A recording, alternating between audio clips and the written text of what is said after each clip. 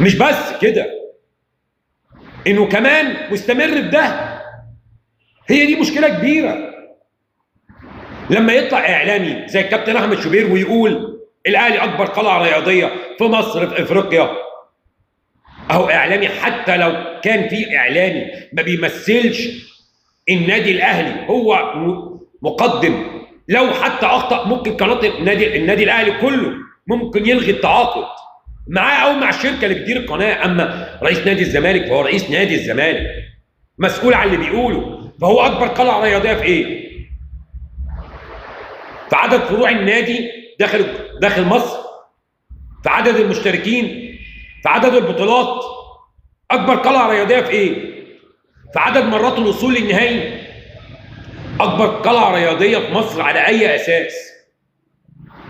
انا شايف ان من يوم مباراه السوبر